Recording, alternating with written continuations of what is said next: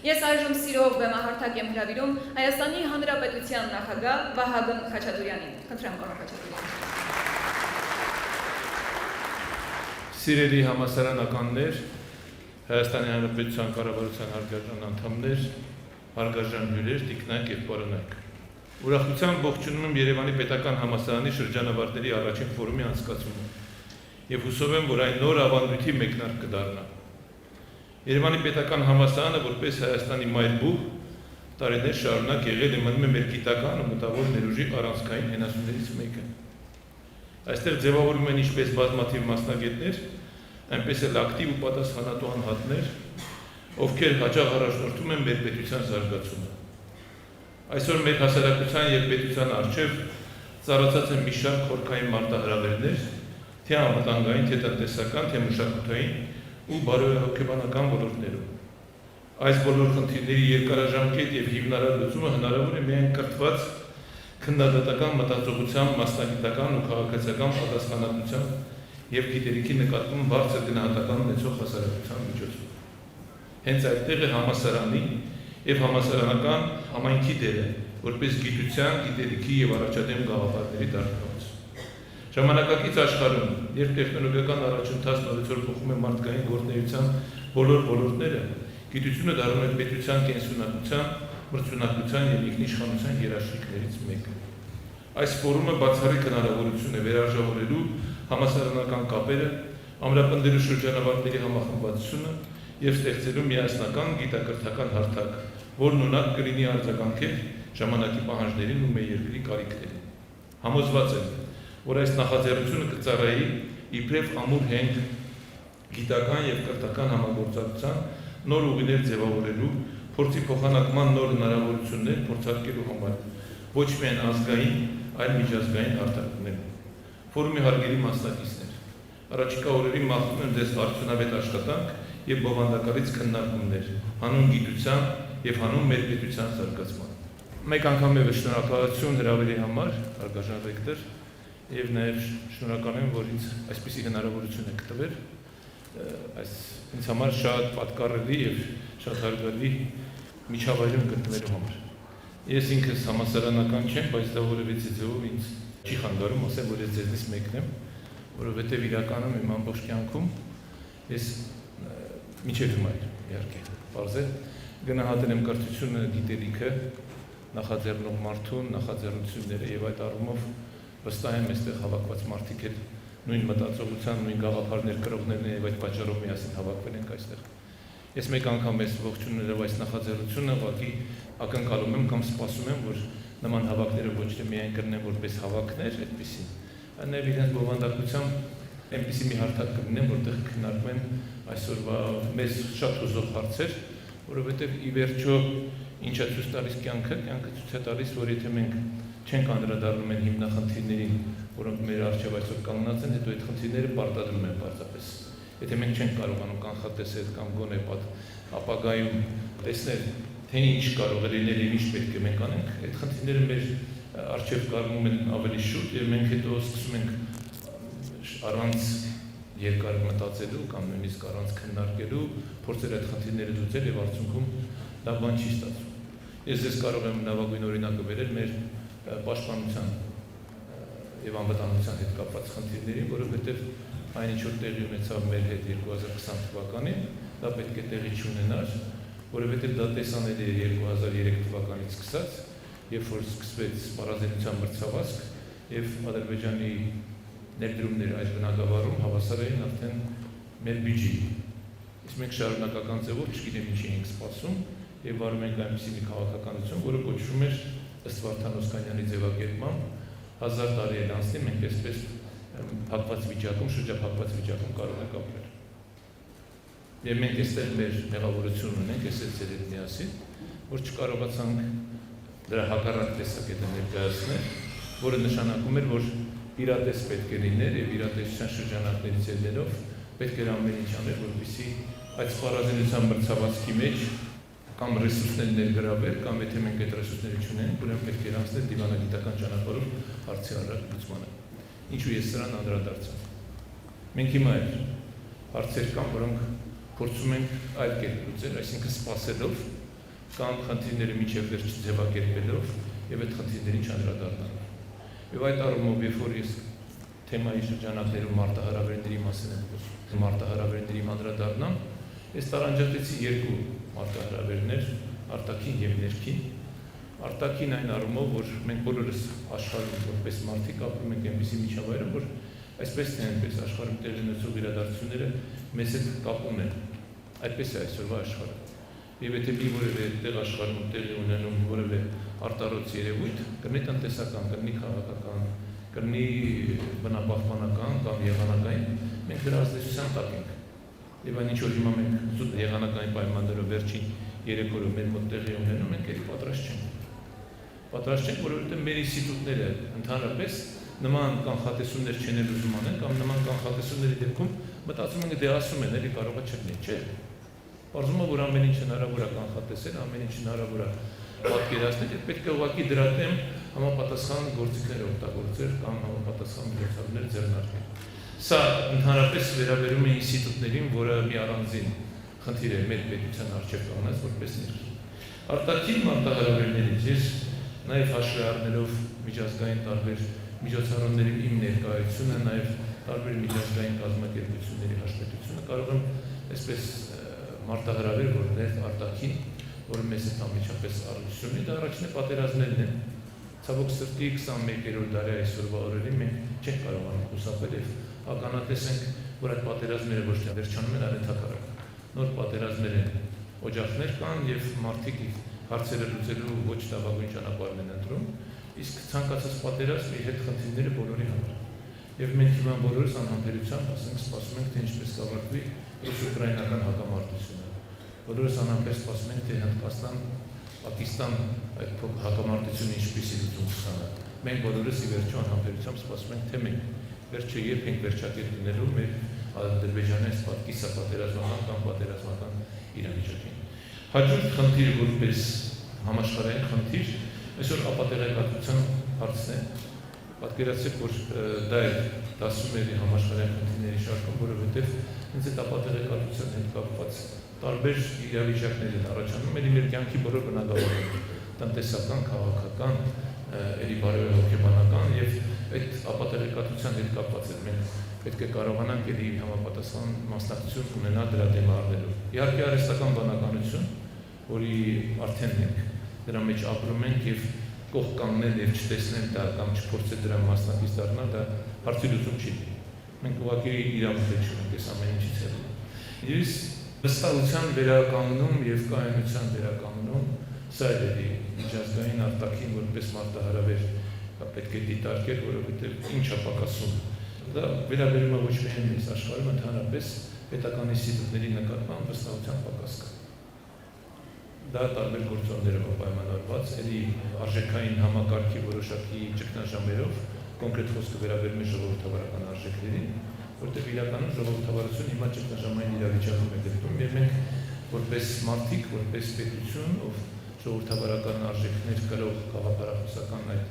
արժեքները կրող է հանդիսանում, ինքը չի կարող է մասնակից չլինի։ Մենք պետք է կարողանանք հաղթահարել այս ճգնաժամը եւ աշխարհին մեկ անգամ եւս ցույց տնել, որ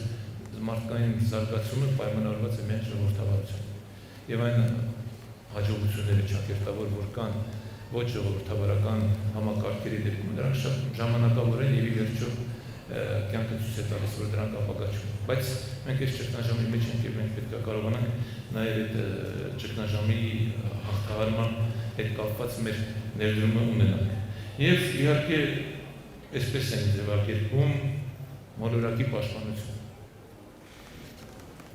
Դա եւ կլիմա է, եւ էկոլոգիա է, եւ ամեն ինչ է ինչու մեջ որ մենք ապրում ենք, այդում նաեւ պատերազմական վտանգները, որտեղ նաեւ արհեստական բանականություն է թվում։ Սա է մի մարտահրավեր, որից մենք չենք կարող զերծ մնալ։ Ներքին մարտահրավերների առումով, որովհետեւ դա բնորոշ է տվյալդեպքում միայն Հայաստանին, ասենք վերցրեք միայն դեպի ծով երկչունելու հանգամանքը, այդպիսի 34 երկիր կա աշխարհում, յուրահատուկ իրավիճակում ենք հայտնվել մենք, բացի նրանից, որ դեպի ծով երկչունենք, նաև սահմանների սահմանափակություն ունենք ժողովրդագրական խնդիրներ, ունենք պետական ռեսուրսների սահմանափակության խնդիրներ, ունենք պետական ինստիտուտների չկայացվածության խնդիրներ, ունենք ժառանգած վատ ավանդույթներ հատկապես պետական կառավարման համակարգում, ունենք կոռուպցիայի հաղթահարման խնդիրներ, թեկուզ եւ այս բնագավառում ահռելի հաջողություններ ունենք, բայց դա չի կարող բավարարել մի այնպիսի երկրի, որ մենք ենք, որտեղ կոռուպցիան ինքը հենց ահռելի ռեսուրսների վատնում է, որի արդյունավետությունը ոչ մի անգամ որևիցե ձևով չի կարելի բացասական արդյունավետությունը գնահատել, բայց դրականը տեսանելի է։ Ես կարող եմ թվարկել իհարկե անհանդուրժողականությունը, որ մեր մոտ կա, որը մենք պետք է հաղթահարենք։ Ես կարող եմ այդ շրջանակներում նաև նշել, որ մենք հայտնվել ենք տնտեսական առումով մի այնպիսի իրավիճակում, երբ որ դասական կամ մեզ համար մեզ հայտնի շատ տնտեսական գործիքներ այլևս չեն կարողանում իրենց ազդեցություն ունենալ, թեկուզ եւ սա համաշխարհային խնդիր է, հատկապես COVID-ից հետո ինֆլյացիայի դեմ պայքարի այն գործիքակազմը, որ կար տրադիցիոն, որ կիրառվում էր կենտրոնական բանկերի կողմից, հաստորեն այսօր մինչև հիմա իրենց ազդեցությունը չեն ունենում, որովհետև պարզվում է, որ միայն դրանով չի պայմանավորված այդ ինֆլյացիան, օրինակ հիմա տնտեսական պատերազմների պայմաններում ինչքան դուք այդ գործիքները օգտագործեք, այդ սահմանափակումները, որոնք փորձում են կիրառել հատկապես ներկա ժամանակաշրջանում, հովանավորչական այդ քաղաքականության դեպքում, դա համարյա անհնար է դառնում, բայց բոլոր դեպքերում բոլորիս անհանգստացնող խնդիր է եւ մենք մի հետաքրքիր նաեւ իրավիճակում ենք հայտնվել, մի երկիր ենք, որ արդեն միջին եկամուտ ունեցող մեկ շնչին ընկնող համակարգի ներքին արդյունքով միջին եկամուտ ունեցող երկիր չենք այլևս կամ ավելի շուտ այդ երկրների ցանկում են գտնում, որտեղ մենք դրանից բարձր ենք եւ այդտեղ լրջագույն խնդիրների առջև ենք կանգնում, որոնցից մեկը աղքատությունն է, հաղթահարման խնդիրը, երկրորդը սոցիալական այն ծախսերը, որոնք այսօր կան եւ պետք է ծախսերի տակից շատ փորձել դուրս գալ, բայց դրա համար հարկավոր է ների նոր գործիքակազմ, որպեսզի կարողանանք տնտեսության աճ ապահովել, այդտեղ կրթության խնդիր, առողջապահության խնդիրներ եւ այս ամեն ինչը ներկայացնելով ես նաեւ պարտավոր եմ կամ ինքս պատկերացնում եմ, որ լուծումների մասին է պետք է խոսել, որովհետեւ մարտահրավերների մասին խոսելը էլի կարելի է որոշակի գիտելիքի դեպքում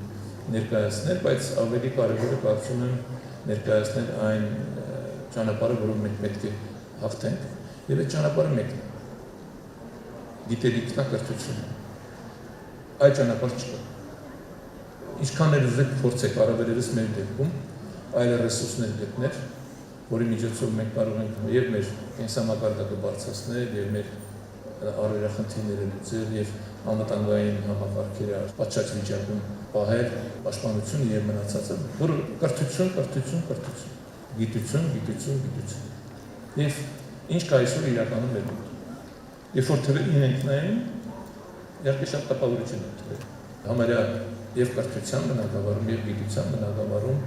վերջին 6 տարիների ընթացքում կրկնակի աճ։ Եվ այն խնդիրները, որոնք դրված են այսօր գիտության եւ կրթության առջև, դրանք կարողանում են հաջողությամբ լուծել, բայց միաժամանակ նաեւ նոր խնդիրներ են հայտ գալիս, որովհետեւ մենք ըստ էության տարիներ շարունակ կրթական համակարգի բարեփոխումների իմիտացիա են կարել։ Խոսքը վերաբերում է հատկապես հանրակրթությանը։ Մի մեծ սխալ ենք թույլ տվել, հանրակրթության բնագավառում մենք քաղաքական ինստիտուտ ենք որպես դիտարկել, եւ այդ քաղաքական ինստիտուտը որպես այդպեսին ենք իրացել նաեւ պահանջել արդյունքներում ստացել ենք այն ինչ-որ չունենք որակյալ կրթություն հանրակրթության բնագավառում, չունենք որակյալ մասնագետներ, ովքեր որակյալ աշակերտներ կդարձիարակեն, եւ այս շղթան շարունակում է նաեւ բարձրագույն կրթական համակարգում, ես կարող եմ ուրախությամբ նշել, որ ամենայն դեպս այն համալսարանը, որի կառավարման խորհրդի նախագահն եմ, ես պետական տնտեսական եւ այն համալսարանը, որտեղ ես գտնվում եմ, եւ կարող եմ ելի թվարկել որոշ համալսարաններ, որտեղ իրականում արդեն շեշտադրում են լիվայրության կրթություն եւ գիտություն։ Քաղաքական գործոնը, քաղաքական ազդեցությունը, կարծում եմ այստեղ նստածներ, ովքեր այսօրվա համալսարանում ուսանող են կամ դասախոս են, կարող են դա գնահատել։ Որտեւ երբ որ այդ ինստիտուտները քաղաքականացնում են, այն հիմնական խնդիրը մոռացում են։ Եվ առանձնակի ուշադրությունը հենց կայանում է նրանում, որ ֆինանսավորումը ոչ միայն ինքնանպատակ է ֆինանսավորումը, շատ նպատակային։ Ավելին ասեմ ես, քանի որ ես բարձր տեխնոլոգիական արդյունաբերության նախարար որպես նաև առողջություն ունեի ռազմաարդյունաբերության հետ, այս ռազմաարդյունաբերությունը ինքը նաև գիտատեխնիկական նորամուծություններ, նոր տեխնոլոգիաներ հատեցում, կան այդ բնակավարում մինչև հիմա հատկացվող գումարները չեն կարողանում իրացնել։ Ասենք մոտորապես 5 միլիարդ դրամի տարեկան գումարներ են հատկացում, մոտ 1.2 միլիարդ մաքսիմում, եթե մենք կարողանում ենք այդ գումարները օգտագործել։ Մենք ունենք գաղափարի մտքի պակաս։ Շատերը կլսեք հեռուստացով կդիտեք կամ այլ հնարավորություններով մարդիկ ներկայանում, որ մենք ունենք այսպիսի գաղափար, սա ենք ուզում անենք, սա ենք ուզում անենք, բոլորը ողջունելի են։ Ես վստահ եմ չի կարող մեկը պնդել մինչև վերջ, որ ինքը ունեցել է այդպիսի մի առաջադեմ գաղափար եւ պետությունը իրեն հնարավորություն չի տվել։ Այն բնակավարը, որի մասին որ ես խոսում եմ, ես կարող եմ վստահություն ասել, որ չկա այդպիսի բան։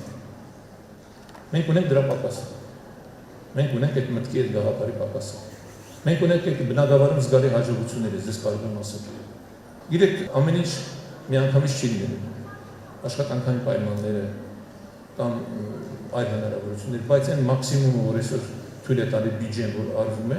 դա արդեն նկատելի է, թեկուզ եւ սարքավորումների ձեռքբերման առումով, թեկուզ եւ ֆինանսավորման առումով, այդ թվում նաեւ աշխատավարձերի բարձրացման առումով, այդ թվում նաեւ համապատասխան աշխատանքային պայմանների ստեղծման առումով, դրանք տեսանելի են եւ դրանք հաստատագրված են։ Դրանք բավարար են, մեզ ոչ, որտեղ մեր խնդիրը մի քիչ այլ է։ Մենք ժամանակի մեջ խնդիր ունենք։ Մենք արագ շարժվելու եւ շուտ արդյունք հասնելու խնդիր ունենք։ Սա ամենակարևոր մարտահրավերն է, որ մենք միասին պետք է կարողանանք լուծել։ Եվ նաև պետության առաջ խնդիր դնելու, խնդիրը ձևակերպելու։ Սա շատ կարևոր է միջավայրից։ Սա կարևորագույն մարտահրավերներից եւ միայն չի վերաբերում կրթությանը, գիտությանը։ Ընդհանրապես ցանկացած խնդրի, որը պետության առջև կանգնած, այդ խնդրի ձևակերպման խնդիր կա։ Համապատասխան գիտելիքի պակասության պատճառով այդ խնդիրը չի ձևակերպում այնպես, որը նաև անկարելի կլինի կամ ընդունելի կամ իրականանալի։ Գիտության մեջ առավել ևս։ Մենք հաջողություններ արձանագրել ենք գիտության եւ բարձրագույն կրթության կոմիտեի կողմից այդ տեղեկանքն տրվել, ես եք խնդրել հատկապես հոդվածների տպագրելու առումով միջազգային համապատասխան այդ ստանդարտերում, սկոպուս եւ մնացածներում հաճախ է անհամեմատ։ Երկրորդ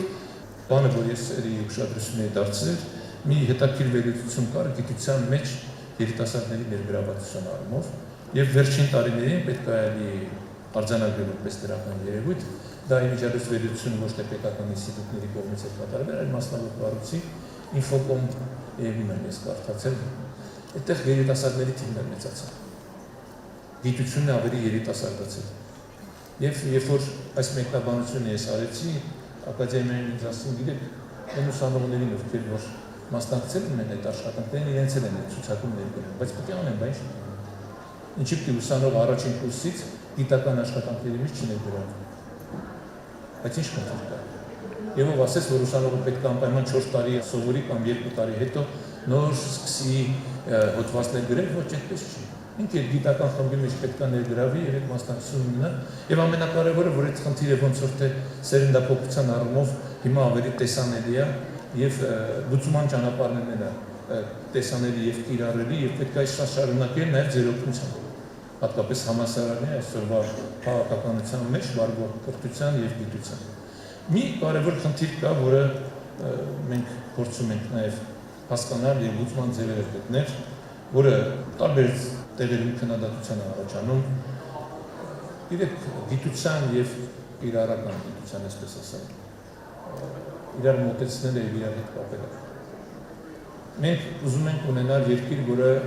հիմնված կլինի բարձր տեխնոլոգիական տնտեսություն։ Ես այսպես եմ ձևակերպում տալիս։ Այդպես է պատկերացնում։ Մենք այլ ձևով չենք կարող մեր նյութական ռեսուրսները օգտագործել։ Մենք չենք կարող ունենալ գյուղատնտեսություն, որտեղ ժամանակակից բարձր տեխնոլոգիաներ չեն օգտագործվում։ Մենք չենք կարող ունենալ առողջապահություն, որտեղ ժամանակակից բարձր տեխնոլոգիաներ չեն օգտագործվում։ Մենք չենք կարող ունենալ կրթություն եւ գիտություն, որտեղ ժամանակակից բարձր տեխնոլոգիաներ չեն կիրառվում։ Եվ ընդհանրապես տնտեսության մենք չենք կարող բնակավար ունենալ, որը դրանք են օգտագործում։ Մարդիկ շատ դեպքերում ընդդիմանում են, որը հասկանալի է։ Բայց այդ ընդդիմանալը չի նշանակում, որ պետք է դրանից հրաժարվել։ Պետք է հետևողական այդ աշխատանքը կատարել։ Սա մարտահրավեր է, որը մեր առջև կա, եւ մենք այդ մարտահրավերը պետք է հաղթահարենք։ Մենք պետք է սովորենք, որ այսօրվա արտադրանքը, այսօրվա ծառայությունը, որը մատուցում է հանրությանը քաղաքացիներին կամ աշխարհում ներկայացումը, դա միայն եւ միայն բարձր տեխնոլոգիական հենքի վրա պետք է լինի։ Իսկ դա իր մեջ գիտելիք եւ կրթություն է։ Հիմա մենք պետք է կարողանանք այդ ամենը կիրառական նպատակներով օգտագործել։ Հաջորդը ես որպես մարտահրավեր իհարկե պատերազմն է։ Այնինչ որ անում այսօրվա կառավարությունը, այնինչ որ անում այսօրվա իշխանությունը, նաև ես մի միտում ունեմ։ Ի վերջո ընդունել որպես փաստ հարևանների գոյությունը, որպես այդպեսին իրենք կան, իրենց հետ համատեղ բարեգործական հարաբերություն ունենալու գործում։ Համոզված եմ դուք բոլորդ, մենք բոլորս ես ձեր հետ միասին կենցաղում դրանում ենք առաջնորդում։ Մենք աշխատում ենք մեր հարևանների հետ խնդիրներ չունենալ։ Ոչ մի բանով դա պակաս չի գործում պետական մակարդակով։ Մեր կարողությունները մենք ամեն ինչ պետք է անենք մի օր առաջ պատերազմական, կիսապատերազմական այս իրավիճակը վերացնենք։ Դա չի նշանակում, որ մենք ուշադրություն պետք չէ դարձնենք պաշտպանությանը, անվտանգությանը եւ այլն, չէ։ Այդ ուղղությամբ աղրելի աշխատանք է կատարվում։ Միշտ մարտահրավերը աղքատության վերացում։ Անընդհատ մտածել եմ այդ ուղղությամբ, դեռևս 2000-ականներին, երբ որ առաջին անգամ կառավարությունը հրապարակեց աղքատության դեմ պայքարի ռազմավարություն։ Ամբողջ ռազմավարության իմաստը որն էր։ Մենք մարդկանց թոշակները կավելացնենք, սոցիալական նպաստները կավելացնենք, աղքատությունը կվերանա։ Չի վերացել ու չի վերանա։ Այդ մտածողություն չի աշխատում։ Աղքատության վերացումը միայն կրթության մեջ։ Կրթված նախաձեռնող մարդը աղքատ չի կարող լինել։ Սա փաստ է։ Մենք առանձնակի ուշադրություն չենք դարձնում։ Մենք հիմա ասում ենք, որ նվազագույն աշխատավարձը բարձրացրել ենք, նվազագույն կենսաթոշակը բարձրացրել ենք, էլի տպավորիչ թվեր են։ Բայց հետո աղքատությունն էլի մոտորապես 24%։ Պաշտոնական հայտարարվածի մասին։ Գործազրկությունը 12%։ Միակ բացատրությունը դա է, որովհետև երբ որ նայում ենք նաև կրթական համակարգչությունները, այստեղ մենք խնդիր ունենք կրթության հասանելիության, հատկապես գյուղական բնակավայրերում։ Մենք այդ հնարավորությունները որպես պետություն չենք տվել։ Եվ մարդիկ գերադասել են ոչ թե կրթվել, այլ գերադասել են կրթություն չունենալով անցնել աշխատանքի, որն էլ ի վերջո բերում է աղքատության։ Մեր նախաձեռնությունը, մեր միտքը, մեր կարողությունը միայն կրթվելու միջոցով մենք կարող ենք դրսևորել։ Հակառակ դեպքում մենք անընդհատ այդ վատ ցիկլի մեջ ենք լինելու։ Փորձելու ենք հաղթահարել աղքատությունը, գումարներ ենք հատկացնելու այդ նպատակներով եւ ելի մնալու ենք աղքատ։ Լավագույն օրինակը մեզ համար երկրաշարժի հետևանքների հաղթահարման քաղաքականություններ սոցիալական ծրագրերով։ Հիշում եք բոլորդ ինչ որ ձևով առաջված կրնի։ Մարդկանց դա սովորեցրեց չաշխատել։ Մարդիկ ոչ թե մտածում էին աշխատել, այլ սպասում են այդ նպաստները, այդ գումարներին։ Դրա հաշվի չառները բերեց նրան, որ մենք մինչև հիմա դեռևս, ասենք Գյումրիում պետք է դեռևս բնակարանային հաստատություն, դրա պատկերացրեք։ 88 թիվ, 2025 թիվ։ Սա այն մարտահրավերներից է, որը էական նշանակություն ունի մեզ համար եւ մենք պետք է կարողանանք սրա դեմն առնել։ Մյուսը ժողովրդագրական վիճակը։ Ցավոք սրտի մենք ծերացող ժողովուրդ ենք։ Մեր մոտ ծերերի տոկոսային բաժինը գնալով աճում է եւ մենք խնդիր ունենք եւ այդ խնդիրը ամեն տարի նոր ձևով է մեր առջեւ կանգնում։ Մենք այդ խնդիրը պետք է կարողանանք լուծել կամ պարզապես խրախուսելով երիտասարդներին ավելի շատ երեխան ունենալ կամ երկրորդ այնպիսի պայմաններ ստեղծել, որպեսզի կարողանանք մենք նոր աշխատատեղեր ունենալ եւ այդ նոր աշխատատեղերի շնորհիվ որպեսզի կարողանանք ապահովել այդ կենսաթոշակային մարդկանց գոնե նվազագույն պայմանները։ Մենք ունենք 780,000 աշխատող, մենք ունենք 450,000-ից 500,000 թոշակառու։ Ես հիշում եմ, երբ որ մեզ էին դասախոսություն կարդում, ասում են մեկ թոշակառուն 3 աշխատող։ Հիմա մեկին 1.5։ Իսկ սա հերթական մարտահրավերն է։ Եվ մենք եթե չենք կարողանում այդ խնդիրը լուծել, մեր զարգացման պոտենցիալը եւ զարգացման հնարավորությունները սահմանափակվում են։ Լուծման ձևը էլի կրթության գիտության մեջ է եւ հատկապես կրթվածության մեջ է։ Եվ ամփոփելով խոսքս, ընդունելով բոլոր այն մարտահրավերները, որ կան, որոնցից չենք կարող խուսափել։ Ընդունելով այդ մարտահրավերների հաղթահարման պահանջը, մենք պարտավոր ենք գտնել բոլոր մարտահրավերները հաղթահարելու լուծումներ։ Իհարկե սահմանելով առաջնահերթություններ։ Ինքս անձամբ եւ կառավարության ծրագրերում դա հստակ անցնում է արմիի գծով, ինչպես բոլորս այս ասում ենք, օգտագործում ենք հաղթահարման ձեր կրթությունը եւ գիտությունը։ Այսինքն բոլոր այն մարդիկ, ովքեր որ նստած են այստեղ, ես էլ ձեր հետ միասին, մենք խնդիր ունենք մեր հասարակությանը, մեր երիտասարդ սերունդին կրթելու, գիտելիք փոխանցելու, նախաձեռնող դարձնելու, որովհետեւ եթե մենք սա չենք անում, շատ կներենք 21-րդ դարը, որ ասում են մեր նավիները չի լինելու։ 21-րդ դարը իսկապես մերը կլինի, եթե մենք կարողանանք շարունակական առանց կանգնելու, առանց նեղվելու, առանց որևիցե այլ նկատառումներ հաշվի առնելու զբաղվենք մեր գործով։ Եվ ես ձեզ հաջողություններ եմ մաղթում, վստահ եմ, որ դուք իրականում են մարդիկ եք, ովքեր որ հենց այս գաղափարներով են առաջնորդվում եւ իրենց աշխատանքային գործունեության մեջ, իրենց գիտական գործունեության մեջ, իրենց կրթական գործունեության մեջ արժեքներ են կրում, որոնք միտված են ապագա Հայաստանը ուժեղ, կայացած ժողովրդավարական տեսնելու մեջ։ Շնորհակալություն։